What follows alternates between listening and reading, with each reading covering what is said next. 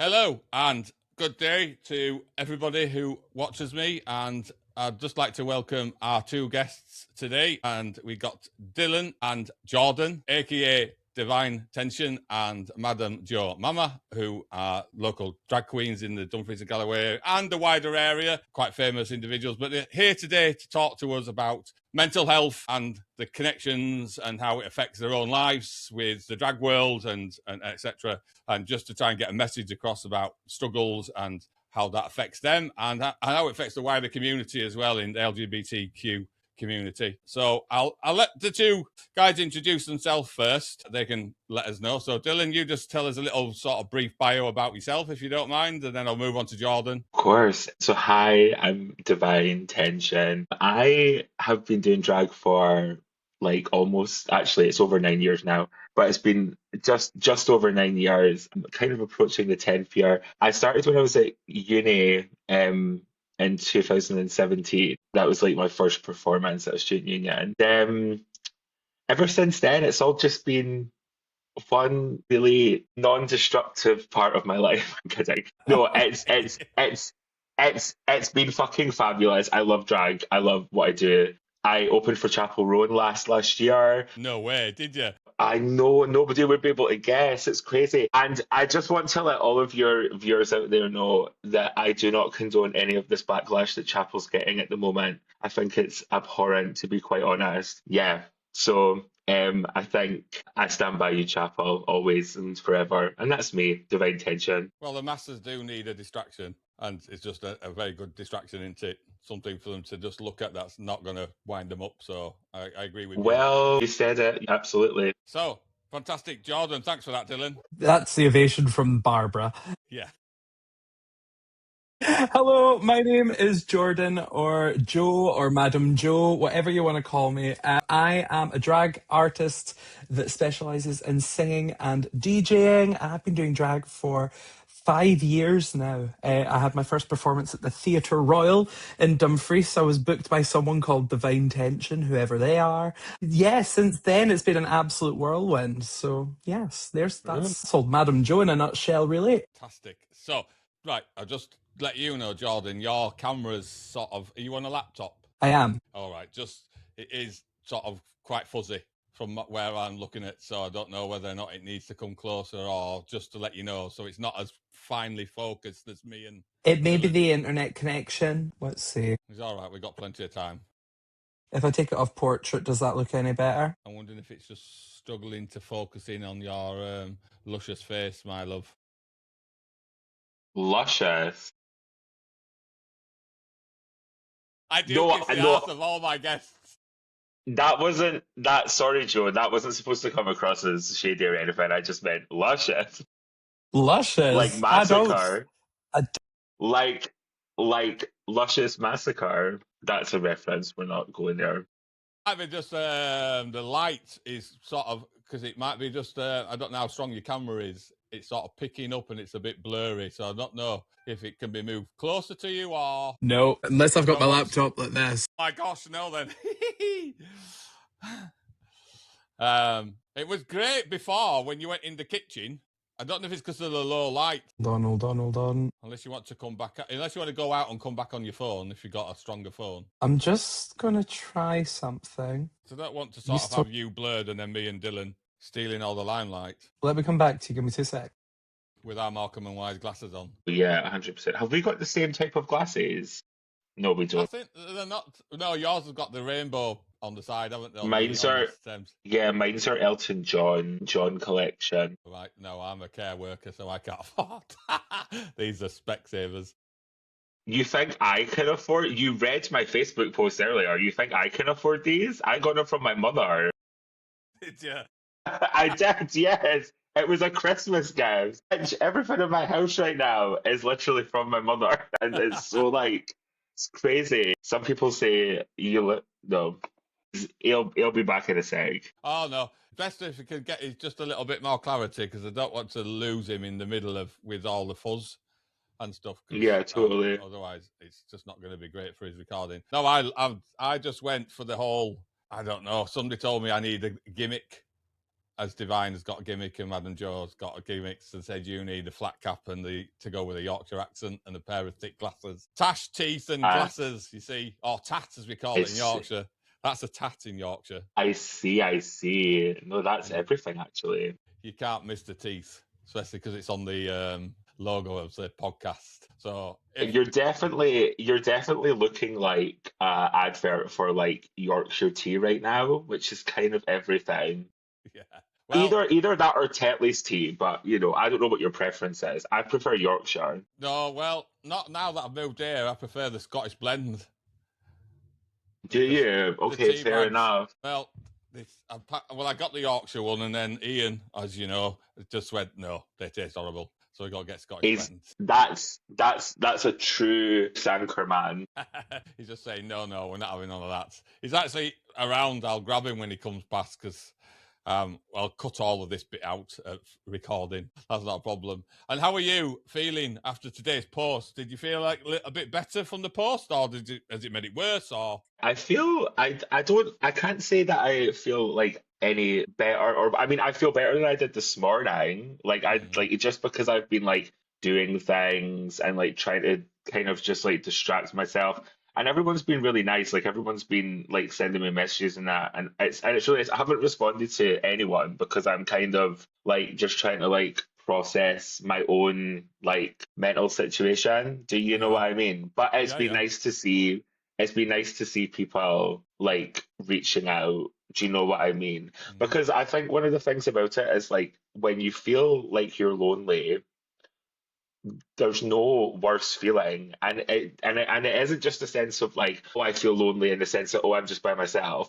Like it is like a really deep rooted like loneliness. Do you know what I mean? Like, and it's that kind of thing where it's like I'm not only am I like single, live by myself, all that sort of stuff, but it's that kind of thing where it's like throughout my life, I feel like I've always kind of had to like, and this is more so like when I was younger, but it's like I've always felt like I've had to kind of like ask permission to do kind of anything. And not with my family, but with people that I kind of like, with just the outside world in general. Hi.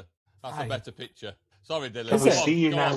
Go on. I'm just writing. Yeah, no, like it's that kind of thing where it's like I always kind of felt like, because I kind of, when I started working in the creative industries, I was in an environment where you always had to kind of like ask for permission. And I think that is quite a lot to do with how I feel about like asking people for help. Do you know what I mean? Because in the same breath of asking for permission, you were also, I'm not going to name the people that I worked with, but I also, a lot of times that you felt ridiculed for asking those questions. Yeah. So every question turned into a stupid question, and because of that, I started to feel like I just, you know, was always kind of like a fucking burden. So I started just doing everything by myself. And it takes a lot for me to like let people into my life. Do you know what I mean? Like, it's kind of wild. But yeah, like the lonely feeling like never subsides really. It kind of like, it's better when you have people like Jordan or like, you know, my family that I can like turn to just be like open and vulnerable with, because it's just like it's a really difficult thing. I've only really just started being like really vulnerable like online over the past couple of years. Like I never used to do that, and I always didn't want to because I always just find it quite cringe. But when you kind of get over that and you grow up, you're just kind of like, it's not like your mental health isn't anything to be, you know, cringeworthy. It's just how you feel, and that's how I feel at the time. So I feel like I just kind of like stop saying to myself that people are going to be bothered by what I'm saying all the time. But yeah, that's a lot to start with, but there we go. No, sorry, Jordan, we were just, sorry, I'm just getting rid of this screen here. We were just filling the time, and I just wanted to catch up and see how Dylan was with, obviously, the post today. Because I know, being a man that's struggled with mental health since, oh my God, since I had my first breakdown in 2007, where I had a full-on...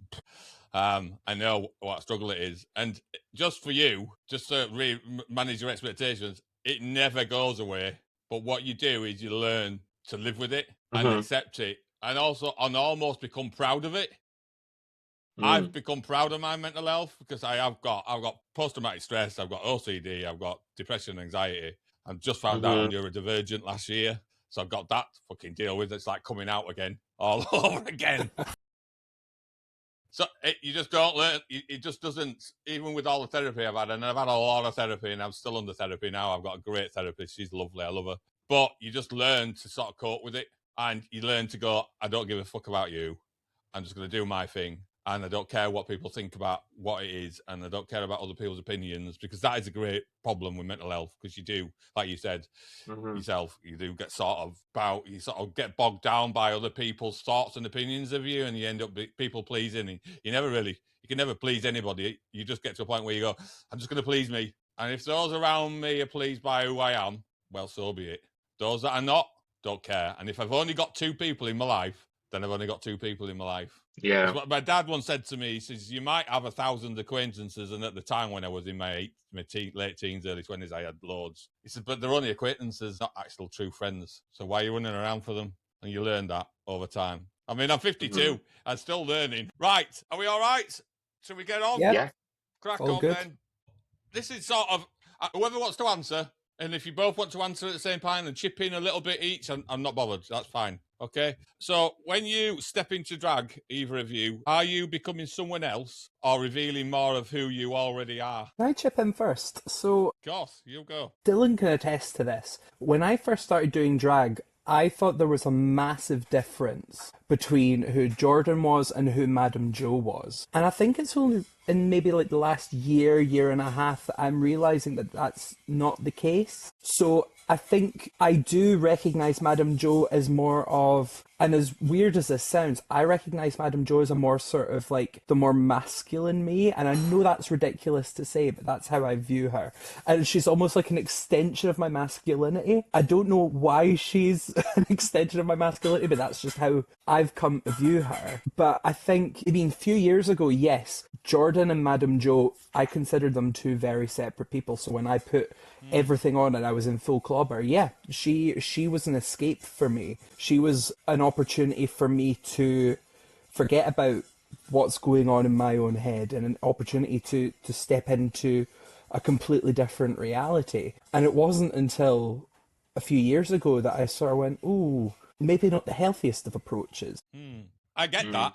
I can get it in relation to the fact that I've watched you perform as Madame Jo Mama for quite a lot of times, and you don't take no shits. So I can see that as an extension of your masculinity, and sort of taking it from that position. So do you, well, I'll come to that question. It's an add-on question that later I'll let, obviously, Dylan sort of say where you believe if you are one of the same people or a different person. Yeah, I've never. Do you know what? I've always, from like a really young age, I've always been like a really eccentric character. Like I went through kind of like all the different stuff that you go through when you're a young gay boy playing with like Barbies and Bratz dolls and like all that sort of stuff. Like that was kind of like my thing. Me and my mum were just talking the other day about how I was really into like Angelina Ballerina and all that sort of bullshit, like the fucking magazine collection pish that used to happen. When I started doing drag, it was through a lens of as a dancer. So I've always been a dancer. I've always been a theatrical kind of like performer. And when I started drag, it was basically because like it was like, oh, I'm a queer person that's really enjoying this like underground queer scene that I've found in London. Let me just start drag. Because I'm so inspired by the people around me. And then when I got into drag, eventually I was like, oh my God, I don't feel any different to myself. And this is going to sound really deep, and maybe we can like unpack this later, but I have always felt more beautiful in drag than I do as myself. So that's always been a thing. It's never not been that. So, and that obviously stems from a lot of other shit, but I think that's the big difference, is like I feel like a lot more like presentable just like as a person when I'm in drag as opposed to when I'm not. But personality wise, I think everyone would agree that's here that it's not that different, and it never really has been that different. Like I've developed my drag and it's developed over time, but it's developed alongside my personality. It's never been like, oh, Devine's over here and Dylan's over here. It's always kind of been like they're like one and the same. So yeah. So no defined sort of definite line between the two. The sort of No. merge in between. Well, I mean, apart from like 2 hours, like 2 hours of getting into drag, that's the only line that separates this. Do you know what I mean? Apart from that, no. No. Well, Yeah. just as an add-on to that, because we're three gay men and we know the troubles that we go through as a What did you community. call us? We're three gay men. Who Oh, sorry. who's